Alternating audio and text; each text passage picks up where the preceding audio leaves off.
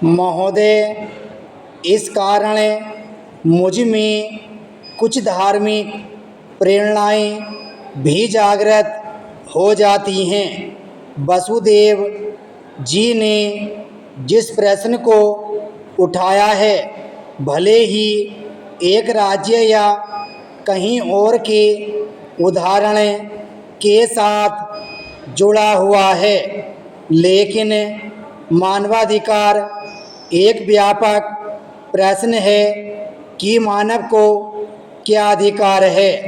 यह केवल सरकार का काम नहीं है, किसी व्यक्ति का काम नहीं है, लेकिन सभी को सोचना चाहिए कि जितना अधिकार मुझे प्राप्त है उतना ही इस सृष्टि में सभी प्राणियों को अधिकार है।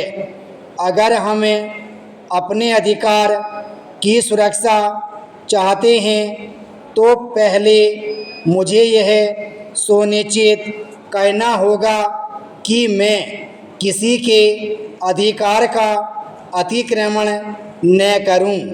हम तो दूसरे के अधिकार का अतिक्रमण करें, लेकिन मेरे अधिकार का कोई अतिक्रमण न करे। मुझ पर अगर कोई गोली या डंडा चलाए, मेरे घर में घुसकर हत्या करे, तो वह मानवाधिकार का हनन नहीं है। लेकिन अगर पुलिस अत्याचारियों पर गोली चलाती है, हत्या करती है, तो मानवाधिकार हनन का मामला उठने लगता है कि पुलिस ने अन्याय किया, जुल्म किया। आखिर शांति, सुरक्षा और कानून व्यवस्था किसके लिए है? देश में कुछ मानवाधिकारवादी हैं, उन्हें मानवाधिकार से कुछ लेना देना नहीं है। मैं सदन द्वारा देश के सभी नौजवानों से कहना चाहता हूँ कि हर आदमी को कितने अधिकार हैं: नागरिक अधिकार, सामाजिक अधिकार, आर्थिक अधिकार, सांस्कृतिक अधिकार, धार्मिक अधिकार, राजनीतिक अधिकार और मानवीय अधिकार। भगवान कृष्ण ने क्यों कहा था कि हमारी सभी इंद्रियों को सहज भाव से कर्म करने का अधिकार है? मैं कुछ प्रश्न करने के बाद उपाध्यक्ष जी के 2-3 उदाहरण आपके सामने प्रस्तुत करके अपनी बात समाप्त करूंगा। भूख और निर्धनता के कारण तड़प कर मरने वालों का मानवाधिकार का हनन इस देश में होता है या नहीं?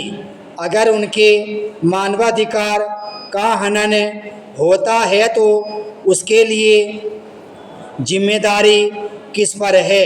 जाति प्रथा के कारण जन्म से मरण तक कदम कदम पर अपमान की अग्नि में झुलस कर मरने वालों के लिए मानवाधिकार है या नहीं? आज तक भारतवर्ष में इस समस्या का समाधान नहीं हुआ। इसके लिए जिम्मेदार कौन है? क्या कोई सरकार है या यह पूरा समाज है? और हिंदुस्तान के सभी राजनीतिक दल उसमें शामिल हैं। मैं किसी को इससे वंचित करने वाला नहीं हूँ और न अलग करने वाला हूँ। सांस्कृतिक और धार्मिक कार्यों को बलपूर्वक रोकना क्या मानवाधिकार का हनन नहीं है? दुर्गा पूजा में